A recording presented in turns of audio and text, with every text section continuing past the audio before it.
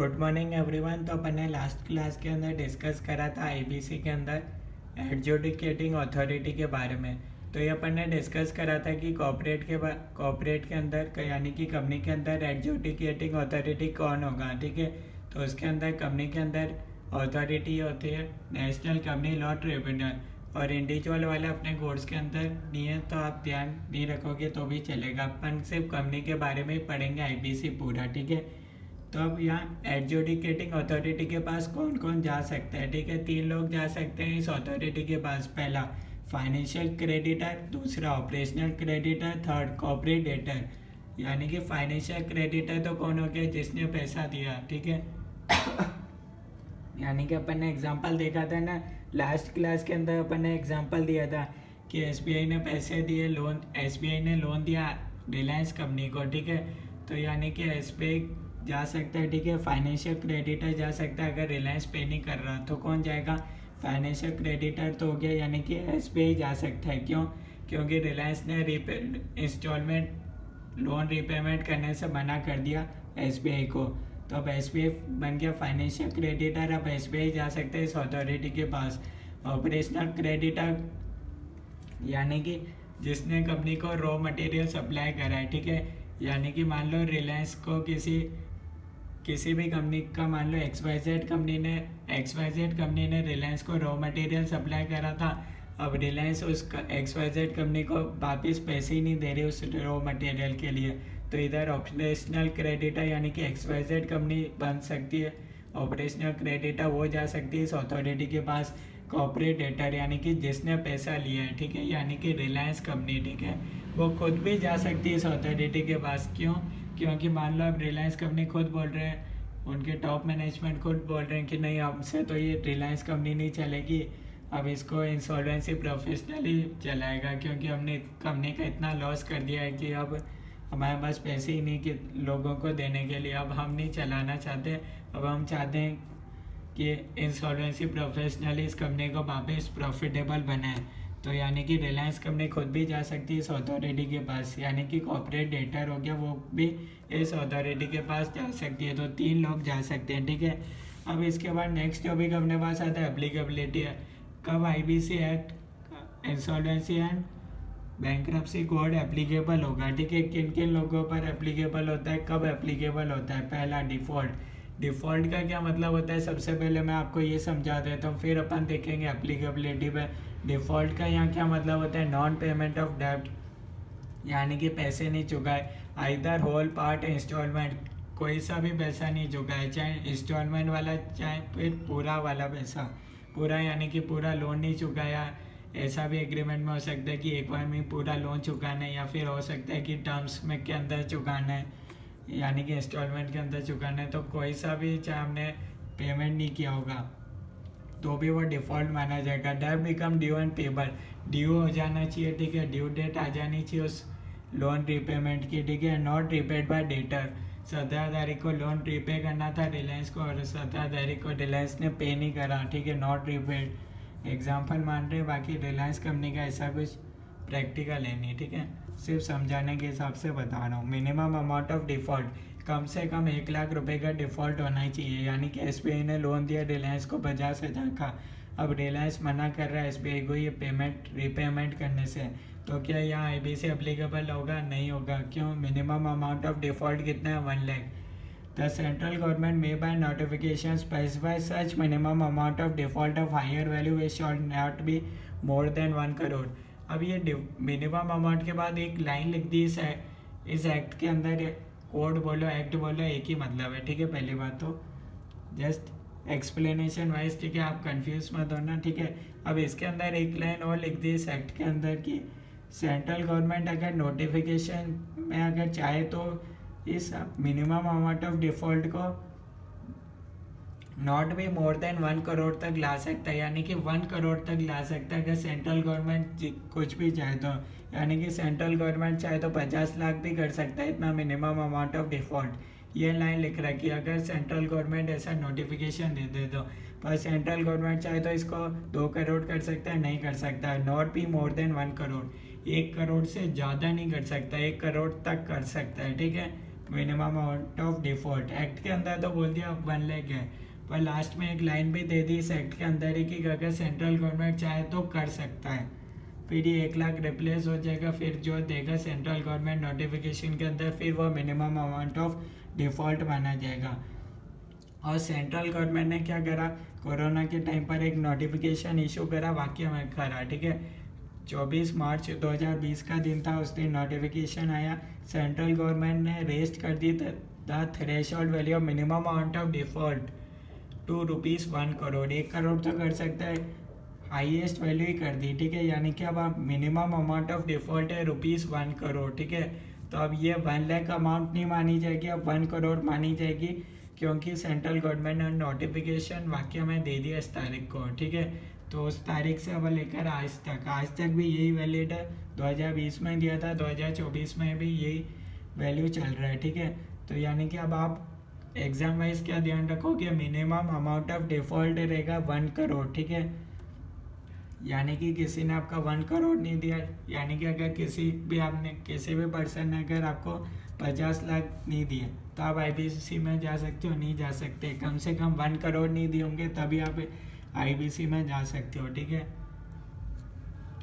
उसके बाद आता है कि अब ये लोग कैसे जाएंगे, ठीक है। 3 लोग जा सकते हैं इस अथॉरिटी के पास, तो कैसे जाएंगे, ठीक है। एप्लीकेशन अपन देखते हैं। फाइनेंशियल क्रेडिटर डायरेक्ट जा सकते हैं इस अथॉरिटी के पास। अथॉरिटी का नाम था NCLT, national company law tribunal. Operational creditor direct नहीं जा सकते इस अथॉरिटी के पास, उनको क्या करना पड़ेगा, अगर उनको पैसा नहीं मिल रहा, एक बार जाओ कॉर्पोरेट डेटा यानी कि XYZ कंपनी जाएगी रिलायंस के पास कि पहले हमारा पैसा दे दो, फिर रिलायंस कंपनी के पास 10 दिन का टाइम है कि वो जवाब देगी कि आखिर कारण क्या है, या तो एग्जिस्टेंस ऑफ डिस्प्यूट होगा या फिर रीपेमेंट कर देगी, ठीक है। यानी कि अगर कंपनी चाहे, कॉर्पोरेट डेटर चाहे, तो वो बता देगी कि क्या डिस्प्यूट है, या तो रॉ मटेरियल ख़राब होगा, इस कारण से कंपनी ने पेमेंट नहीं करा होगा, या फिर पेमेंट कर देगी अगर कोई डिस्प्यूट ही नहीं है। तो जो भी होगा कंपनी वो 10 दिन के अंदर इस ऑपरेशनल क्रेडिटर XYZ कंपनी को जवाब दे देगी। अगर 10 दिन के बाद भी कोई जवाब ही नहीं मिलता तो ऑपरेशनल क्रेडिटर इस अथॉरिटी के पास जा सकते हैं, पर डायरेक्ट नहीं जाना, उसको पहले 10 दिन इस कंपनी के पास रुकना है, ठीक है। 10 दिन तक इसका जवाब देखना है। अगर ये सॉल्व हो जाती है दिक्कत तो इनको अथॉरिटी के पास जाने की ज़रूरत ही नहीं है। और अगर प्रॉब्लम सॉल्व नहीं होती, ठीक है, वो बोल देते हैं डिस्प्यूट है, अगर कॉर्पोरेट डेटा ये भी बोल देता है कि डिस्प्यूट है, तो भी फिर ऑपरेशनल क्रेडिटर इस अथॉरिटी के पास नहीं जा सकता। If this then operational creditor can not go to authority. Repayment मिल गया कंपनी को, ऑपरेशनल क्रेडिटर XYZ कंपनी को पेमेंट मिल गया तो कोई दिक्कत ही नहीं, इस अथॉरिटी के पास जाने की दिक्कत ही नहीं है। पर अगर कोई डिस्प्यूट है, कंपनी ये रिलायंस बोल देती कि ये डिस्प्यूट है हमारा, ये रॉ मटेरियल को लेकर कि आपने जो माल दिया वो उसकी क्वालिटी अच्छी नहीं थी, तो डिस्प्यूट है। ज़रूरी नहीं डिस्प्यूट कोर्ट के अंदर हो, ऐसे भी हो सकता है, मेल में भी वो बोल सकते हैं कि आपकी क्वालिटी ऑफ गुड्स अच्छी नहीं थी इसलिए हम पेमेंट नहीं कर रहे, तो फिर ऑपरेशनल क्रेडिटर इनके पास नहीं जा सकते। पहले ये डिस्प्यूट सॉल्व होगा, फिर ही वो इस अथॉरिटी के पास जा सकते हैं, ठीक है। 10 दिन का टाइम है कॉर्पोरेट डेटा के पास, ठीक है, वो ये जवाब दे देंगे, ठीक है। नहीं देते तो आप जा सकते हो 10 दिन बाद। उसके बाद आता है कॉर्पोरेट डेटा, यानी कि कंपनी खुद चाहे, रिलायंस चाहे तो वो खुद जा सकती है अथॉरिटी के पास, डायरेक्ट जा सकती है। तो इसमें अपन ने देखा सिर्फ ऑपरेशनल क्रेडिटर यानी कि जिन्होंने रॉ मटेरियल सप्लाई करा वो लोग डायरेक्ट नहीं जा सकते इस अथॉरिटी के पास, उनको एक बार पहले कंपनी से बात करनी पड़ेगी, उसके बाद ही वो लोग जा सकते हैं। उसके बाद अपने पास नेक्स्ट टॉपिक आता है persons not eligible to apply. कौन कौन पर्सन इस आईबीसी में अप्लाई नहीं कर सकते, ठीक है, अपनी एप्लीकेशन नहीं दे सकते। पहला corporate debtor under going CIRP, ठीक है, ये पूरी कंपनी है, यानी कि ये कंपनी पर, ठीक है। CIRP यानी कि ये प्रोसेस अपन देखेंगे आगे कि CIRP होता क्या है, अपन पूरा प्रोसेस देखेंगे, उसमें देखेंगे कि अगर कंपनी आगे में, जैसे कि अपन ने देखा था यहाँ कॉर्पोरेट डेटर था रिलायंस, ठीक है, अब अगर उस पर ये CIRP हो गया है, CIRP यानी कि IPC में आ गई है, ठीक है, इंसॉल्वेंसी एंड बैंकरप्सी कोड में आ गई है, ठीक है। इसका पूरा फुल फॉर्म अपन पूरा आगे जानेंगे क्या होता है। तो अगर उस कंपनी पर ये पूरा प्रोसेस चल रहा है तो फिर और कोई पर्सन नहीं बोल सकता कि एक ने ये मान लो एक एसबीआई बैंक ने बोल दिया कि रिलायंस को किया, रिलायंस पर आईबीसी चालू हो गया, तो अब ऐसा नहीं हो सकता कि दूसरे बैंक ने, रिलायंस ने दूसरे बैंक का भी लोन पेमेंट नहीं करा, कैनरा बैंक का भी पेमेंट नहीं करा, तब कैनरा बैंक ऐसे नहीं बोल सकता कि मैं तो वापिस से आईबीसी में जाऊंगा। पूरा प्रोसेस कंपनी पर ऑलरेडी प्रोसेस चालू है, तो और कोई जना एलिजिबल नहीं है वापस से अप्लाई करने के लिए, ठीक है। सेकंड बोल रहा है corporate debtor completed 12 month preceding date of application, ठीक है, यानी कि जिस दिन ये एप्लीकेशन दी, यानी कि जिस दिन ये CIR पे पूरा प्रोसेस कंप्लीट हुआ चल रहा है, उसके नेक्स्ट 12 मंथ के अंदर भी कोई नहीं दे सकता, यानी कि इस दिन CIR पे प्रोसेस स्टार्ट हो गया, उसके नेक्स्ट 12 मंथ के अंदर भी कोई नहीं दे सकता एप्लीकेशन की वापस से प्रोसेस स्टार्ट होगा, एक ही बात है। थर्ड है corporate data financial creditor violated terms of dissolution plan. अब यहाँ CIR पे पूरा प्लान बता दिया था, ठीक है, उसके नेक्स्ट 12 मंथ में तो आप जा ही नहीं सकते वैसे ही, ठीक है। और उसके बाद भी अगर ये जब प्लान बना CIR पे प्लान, जनरली अपन देखेंगे आगे क्या होता है, कितना प्रोसेस होता है, पर अगर ये टर्म्स हो गई, ठीक है, बाद में 12 मंथ के बाद भी अगर कोई टर्म्स एंड कंडीशंस का वायलेट कर दिया तो अब आप नहीं जा सकते, ठीक है, वापिस आप एलिजिबल नहीं हो अप्लाई करने के लिए, ठीक है। Corporate debtor on home liquidation order is passed, यानी कि कोई, यानी कि ऑलरेडी एडजुडिकेटिंग अथॉरिटी ने लिक्विडेशन ऑर्डर पास कर दिया, तब बाकी लोग नहीं बोल सकते कि नहीं वापस से ये पूरा CIR पे प्रोसेस आईबीसी का पूरा प्रोसेस स्टार्ट करो, वापस ऐसे नहीं हो सकता, ठीक है। तो उसके बाद क्या होगा, जब एप्लीकेशन चली जाएगी एडजुडिकेटिंग अथॉरिटी के पास, ठीक है, 3 लोग दे सकते हैं, मैंने बता दिया, ठीक है। तो अब ये अथॉरिटी क्या करेगी, या तो रिजेक्ट कर लेगी या फिर एक्सेप्ट कर लेगी एप्लीकेशन को। अगर रिजेक्ट करेगी एप्लीकेशन को तो अथॉरिटी 7 दिन का टाइम देगी कि अगर 7 दिन का टाइम मिलेगा, अगर एप्लीकेशन में हो सकता है कोई डॉक्यूमेंट्स पेंडिंग हो तो उनको पूरा कंप्लीट करने के लिए, ठीक है। रिजेक्ट होने के बाद एप्लीकेंट को 7 दिन का टाइम मिलेगा कि वो वापस से करेक्ट कर लें जिस भी कारण से एप्लीकेशन रिजेक्ट हुई है और एक्सेप्ट हो गई, इस अथॉरिटी ने एप्लीकेशन को एक्सेप्ट कर लिया, ठीक है। इन तीनों में से किसी ने एप्लीकेशन दी होगी और इस अथॉरिटी ने एक्सेप्ट कर ली, तो अब एक्सेप्ट होने के बाद corporate insolvency resolution process CIR पे, इसी को ही बोलते हैं, यह प्रोसेस स्टार्ट हो जाएगा। कब होगा, जब अथॉरिटी एक्सेप्ट कर लेगा एप्लीकेशन को, ठीक है। अब ये पूरा process corporate insolvency resolution process, यानी कि अब मैंने बताया था कि आईबीसी के अंदर डायरेक्ट लिक्विडेट नहीं हो रही कंपनी, पहले अगर कंपनी के डायरेक्टर वो लोन का रीपेमेंट नहीं कर रहे तो क्या होगा, इंसॉल्वेंसी प्रोफेशनल वाले लोग अपॉइंट होंगे, वो लोग क्या करेंगे, अब डायरेक्टर की जगह इंसॉल्वेंसी प्रोफेशनल IP काम करेगा, ठीक है, वो कंपनी को वापस सुधारेगा, यानी कि इतना प्रॉफिटेबल बनाएगा कि वो कंपनी लोन का रीपेमेंट कर दे, ठीक है, कंप्लीट विद इन 180 डेज। ये रिसोल्यूशन का जो भी प्लान होगा वो 180 डेज के अंदर बन जाएगा कि कैसे कंपनी को प्रॉफिटेबल लाने, क्या क्या स्टेप्स आगे कंपनी आगे परफॉर्म करेगी, ठीक है। 180 डेज़ के अंदर ये पूरा प्रोसेस बन जाएगा।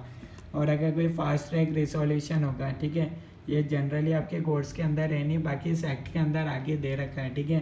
फास्ट ट्रैक रिसोल्यूशन तो 90 डेज़ होता है, ठीक है, पर ये आपके लिए रिलेवेंट नहीं है क्योंकि ये आगे का कंटेंट सेक्शन 33 तक ये आपकी बुक के अंदर दे रखे हैं, उसके आगे सेक्शन तो बना रखे हैं आईबीसी के अंदर, पर वो आपके कोर्स में नहीं है, तो ये पॉइंट आपके लिए रिलेवेंट नहीं है। आपके लिए इतना ही रिलेवेंट है कंप्लीट विद इन 180 डेज़। ये पूरा जो भी प्लान 180 डेज़ के अंदर बन जाना चाहिए कि कंपनी कैसे पूरा आगे काम करेगी, आइदर कंपनी रीपे और वाइंड अप, ठीक है। इस दौरान क्या होगा, पूरा प्रोसेस बन जाएगा कि कंपनी प्रॉफिटेबल कैसे बनेगी, कैसे रीपेमेंट करेगी, ठीक है। अब कंपनी के पास उस समय भी ऑप्शन है, या तो वो लोन का रीपेमेंट कर दे, या फिर अगर इतना मान लो कि प्लान, इतनी कंपनी की हालत इतनी ख़राब है कि ये प्लान ही प्रोसेस ही नहीं बन सकता, पूरा ये बन ही नहीं सकता 180 डेज़ के अंदर कि क्योंकि कंपनी इतना लॉसेस के अंदर चली गई, तो वाइंड अप भी हो सकता है। एक्सटेंशन पीरियड 90 डेज़, अगर 180 डेज़ के अंदर नहीं हुआ, प्लान नहीं बना, तो 90 डेज़ का एक्सटेंशन मिल जाएगा, पर सिर्फ एक बार ही मिलेगा, इसके बाद नहीं मिलेगा। Adjudicating authority is power to increase extension period, ठीक है, but CIRP shall be completed within 330 days. ये 330 डेज़ क्यों लिया? 180 से 90 पे चले गए, फिर भी 330 क्यों गए? यह वो 330 डेज़ करने की पावर है अथॉरिटी के पास, यानी कि अथॉरिटी देख रही है कि जिस भी कंपनी का अपन रिवाइवल कर रहे हैं, यानी कि वापस से कंपनी का प्लान बना रहे हैं, उस पर इतने बहुत सारे पेंडिंग केस भी चले हुए हैं, तो उसमें प्लान बनाने में टाइम लग रहा है, इसलिए ये दे रखा है। अदरवाइज नॉर्मल टाइम पीरियड है 180 डेज़, एक्सटेंशन सिर्फ एक बार ही मिलता है 90 डेज़ का। अगर अथॉरिटी को लग रहा है कि कंपनी में बहुत सारे डिस्प्यूट ऑलरेडी चल रहे हैं, तो हो सकता है अगर अथॉरिटी चाहे तो उसको 330 डेज़ कर सकती है। कंपनी के केस में अथॉरिटी कौन होगी? नेशनल कंपनी लॉ ट्रिब्यूनल, ठीक है, NCLT। और इसी दौरान चालू हो जाएगा मॉरेटोरियम पीरियड स्टार्ट्स, यानी कि अगर कोई भी पेंडिंग सूट या प्रोसीडिंग चल रही होगी कंपनी के ऊपर, तो वो एक बार के लिए रुक जाएगी, टेम्परेरी पीरियड के लिए रुक जाएगी, क्योंकि इस 180 डेज़ के अंदर IP इंसॉल्वेंसी प्रोफेशनल को प्लान बनाना है कि कंपनी कैसे प्रॉफिटेबल बनेगी, ठीक है, इसलिए मॉरेटोरियम पीरियड स्टार्ट्स हो जाएगा जिस दिन ये 180 डेज स्टार्ट होंगे। तो मैं आपको पूरा प्रोसेस बता देता हूँ, क्योंकि अपन ने बोला था ये कोड है, ठीक है, कोड यानी कि प्रोसीजर फॉलो होता है। तो प्रोसीजर क्या होता है? अथॉरिटी ने एक्सेप्ट कर लिया एप्लीकेशन को, उसके within 40 days IRP appoint होगा। IRP यानी कि इंटरिम रेजोल्यूशन प्रोफेसर, ठीक है, यहाँ एक वर्ड है इंटरिम, यानी कि थोड़े टाइम पीरियड के लिए, ठीक है, अपॉइंट होगा एक बार, विद इन 14 डेज़ के अंदर अपॉइंट हो जाएगा IRP, ठीक है। IRP क्या करेगा? पब्लिक अनाउंसमेंट कर देगा कि अभी इस कंपनी का कि वो अपॉइंट हो चुका है, ठीक है, अब जिस कंपनी में RP अपॉइंट होगा, ठीक है, जो भी बात होगी वो पब्लिक अनाउंसमेंट में चली जाएगी, ठीक है। IRP क्या करेगा? कंस्टिट्यूट करेगा, विद इन 30 डेज़ के अंदर वो कमेटी बनाएगा जिन जिन कंपनी का लोन नहीं चुका है, ठीक है, मान लो SBI बैंक के अलावा कैनरा बैंक, PNB बैंक, जितने भी बैंक का कंपनी ने पैसे नहीं चुका है, तो उन सारे बैंकों को इकट्ठा करेगा, या फिर और भी कोई पर्सन भी हो सकता है जिसका पैसा नहीं चुका है वो कंपनी ने, तो उन सब का जो भी क्रेडिटर्स होंगे उन सब की एक कमेटी बनेगी विद इन 30 डेज़ के अंदर। जिस दिन ये अपॉइंट हुआ उसके विद इन 30 डेज़ के अंदर ये कमेटी बन जाएगी। ये कमेटी क्या करेगी? क्रेडिटर्स की, इसको अपन बोलते हैं COC, कमेटी ऑफ क्रेडिटर्स। ये क्या करते हैं? With in 7 days, with in 7 days के अंदर ये रिसोल्यूशन प्रोफेशनल, इसको बोलते हैं अपन RP, ठीक है। यहाँ तो एक टेम्परेरी पर्सन अपॉइंट हुआ था, अब यहाँ फिक्स पर्सन अपॉइंट हो जाएगा जो कंपनी को चलाएगा, ठीक है, डायरेक्टर की जगह, इसको बोलते हैं रिसोल्यूशन प्रोफेशनल, ठीक है।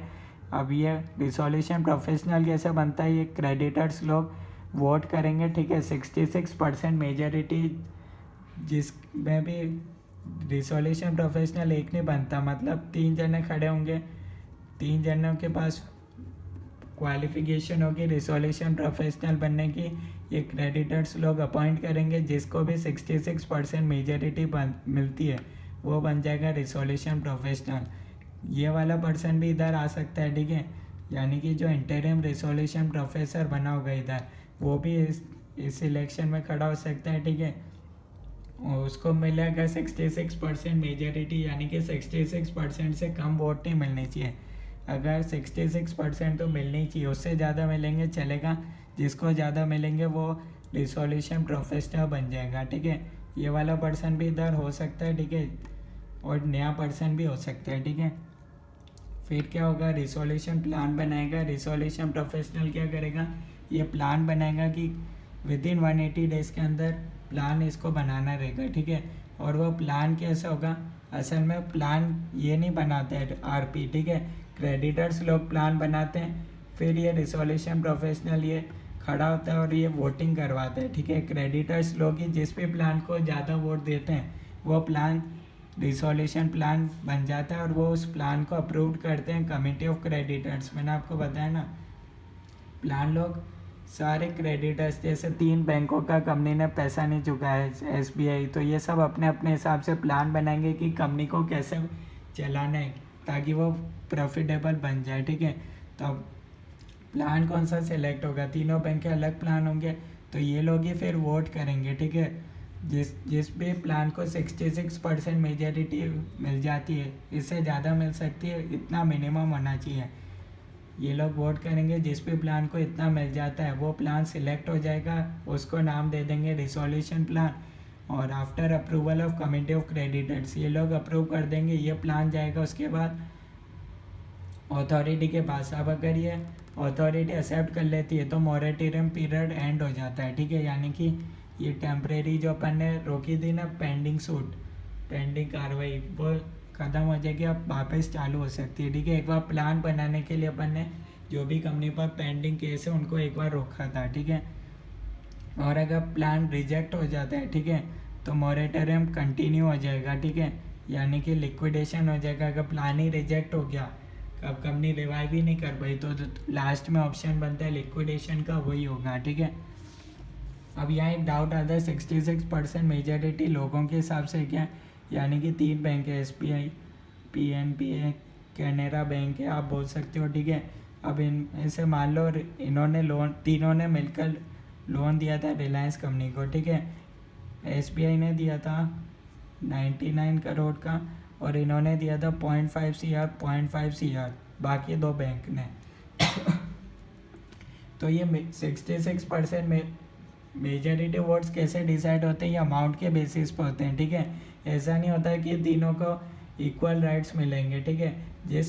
जिसका अमाउंट वाइज इनको मिलते हैं, ठीक है, प्रोपोर्शन इनका अमाउंट वाइज होता है, ठीक है। यानी कि इसको उसी कैटेगरी में वोटिंग परसेंटेज मिलेंगे। अब इसने 99 करोड़ दिए थे तो इसको उस हिसाब से वोटिंग परसेंटेज मिलेंगे, ठीक है। ऐसा नहीं कि तीनों के पास इक्वल वोट रहेंगे चाहे अमाउंट कितना भी हो। ये 66% मेजॉरिटी अमाउंट वाइज चलती है, ठीक है। अब आप देख सकते हो टोटल लोन था 100 करोड़ का, कंपनी ने नहीं चुका है तो 99 करोड़, ठीक है।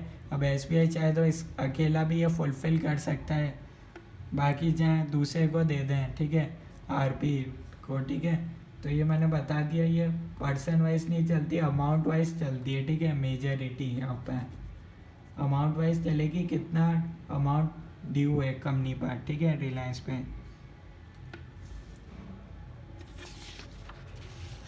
और यहाँ भी सेम चलते हैं, 66% मेजॉरिटी पर्सन वाइज नहीं अमाउंट वाइज है, ठीक है। कितना अमाउंट किस बैंक का ड्यू है, ठीक है, उस कंपनी पर, उसको उस हिसाब से वोटिंग परसेंटेज मिल जाते हैं, ठीक है।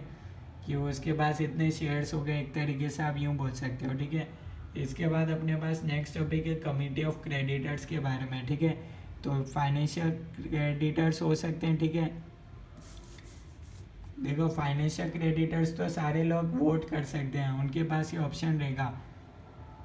पर अगर इस दौरान ऑपरेशनल क्रेडिटर भी रहता है, कुछ फाइनेंशियल क्रेडिटर्स है, कुछ ऑपरेशनल क्रेडिटर्स है, तो फाइनेंशियल क्रेडिटर्स जिन्होंने कंपनी को पैसे में लोन दिया था वो तो उनके पास ये वोटिंग करने का ऑप्शन रहेगा, पर जिन्होंने रॉ मटेरियल दिया था ऑपरेशनल क्रेडिटर, उनको वोट करने का राइट नहीं मिलेगा। मान लो किसी भी कंपनी में, मान लो इस रिलायंस कंपनी को, इसके अंदर कोई भी फाइनेंशियल क्रेडिटर नहीं है, ठीक है, सारे ऑपरेशनल क्रेडिटर ही है कंपनी में, ठीक है। तो फिर जाकर ऑपरेशनल क्रेडिटर लोग वोट कर सकते हैं, ठीक है। फिर कैसे होंगे, 18 ऑपरेशनल क्रेडिटर होंगे, इसके मेंबर्स कमिटी ऑफ क्रेडिटर्स के अंदर 1 representative of workman, 1 representative of employ. Operational creditor can not vote. अगर फाइनेंशियल क्रेडिटर मीटिंग में होंगे तो ऑपरेशनल क्रेडिटर लोग वोट नहीं कर सकते। All decisions are taken with 51% majority. कहाँ 51% मेजॉरिटी होती है वो अपन आगे देखेंगे। 66% majority for one time extension of 90 days, ठीक है। अगर एक्सटेंशन करना है 90 डेज़ का, अपन ने देखा था 180 डेज से प्लान को अगर एक्सटेंड करना है 90 डेज से और आगे, तो उसके लिए मेजॉरिटी लगेगी, 66% लोग वोट करेंगे तभी एक्सटेंड होगा, ठीक है। यहाँ अपन ने देखा था ना एक्सटेंशन पीरियड 90 डेज, उसके लिए, ठीक है। तो ये अपना पूरा टॉपिक कंप्लीट होता है। नेक्स्ट क्लास में अपन इसके आगे का टॉपिक डिस्कस करेंगे। यहाँ तक आपको कोई डाउट है तो आप कमेंट्स के अंदर बता सकते हो। Thank you.